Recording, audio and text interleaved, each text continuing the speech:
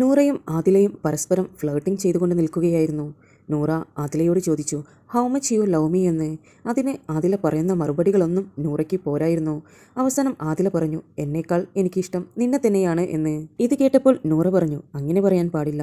ആദ്യം നീ നിന്നെ സ്നേഹിക്കണം, എന്നിട്ട് മാത്രമേ എന്നെ സ്നേഹിക്കാൻ പറ്റൂ എന്ന്.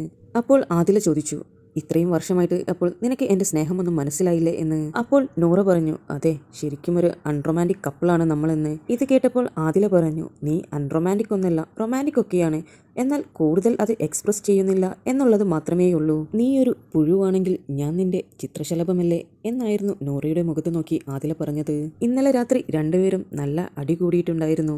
അത് കഴിഞ്ഞതിന് ശേഷം ആദിലയുടെ ഭാഗത്താണ് തെറ്റ് എന്ന് കണ്ടപ്പോൾ നൂറയുമായി മിണ്ടാൻ നടക്കുന്നത് ലൈവിൽ കുറേ സമയം കാണിച്ചിട്ടുണ്ടായിരുന്നു. നൂറയെ പോയി മാപ്പെല്ലാം പറഞ്ഞ് കെട്ടിപ്പിടിക്കുവാനെല്ലാം ശ്രമിക്കുന്ന ആദിലയെയായിരുന്നു ഇന്നലെ ലൈവിൽ മുഴുവൻ കണ്ടത്. ബിഗ് ബോസ് മലയാളം സീസൺ 7 മുഴുവൻ കണ്ട ആളുകൾക്കറിയാം, ഇവർ രണ്ടുപേരും ഇടയ്ക്കിടെ വഴക്ക് കൂടുമെങ്കിലും പരസ്പരമുള്ള ഇവരുടെ സ്നേഹവും നമ്മൾ കണ്ടു കഴിഞ്ഞതാണ്.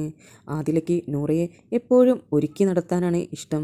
എപ്പോഴും ആദില നൂറയെ ഓർമ്മപ്പെടുത്താറാണ്, ലിപ്സ്റ്റിക് ഇട്, മുടി നന്നായി ചെയ്യുക, ഡ്രസ്സ് നന്നായി കവർ ചെയ്യ്, കമ്മലെടുത്തിട്, ഇടയ്ക്കിടെ വെള്ളമെല്ലാം കുടിപ്പിക്കുന്നു. അങ്ങനെ എല്ലാവിധത്തിലും ആദില നന്നായി തന്നെ നൂറയെ കെയർ ചെയ്യുന്നുണ്ട്. ബിഗ് ബോസ് കഴിയുമ്പോഴേക്കും രണ്ടുപേരും രണ്ടു വഴിക്കാകുമെന്നാണ് പുറത്തുള്ള ആളുകൾ വിചാരിച്ചിരിക്കുന്നത്. എന്നാൽ അവരുടെ സ്നേഹത്തിൻ്റെ ഡെപ്ത് എത്രയാണെന്ന് അവർ ഓരോ ദിവസം കാണിച്ചുകൊണ്ടിരിക്കുകയാണ്. ഇവരുടെ ഈ റിലേഷൻഷിപ്പ് ശരിയാണോ തെറ്റാണോ എന്നൊന്നും പറയുവാൻ ഞാൻ ആളല്ല. എന്തായാലും ഇവർക്ക് തമ്മിൽ സ്നേഹമുണ്ട് എന്നുള്ളത് മാത്രമേ എനിക്ക് കാണാൻ കഴിഞ്ഞിട്ടുള്ളൂ. ഇവരുടെ മുന്നോട്ടുള്ള ജീവിതം നല്ലത് തന്നെയാകട്ടെ എന്ന് ആശംസിക്കുന്നു. നിങ്ങൾക്ക് ബിബിയുടെ അപ്ഡേറ്റ്സ് അറിയുവാൻ താല്പര്യമുണ്ടെങ്കിൽ എൻ്റെ ചാനൽ സബ്സ്ക്രൈബ് ചെയ്യുക.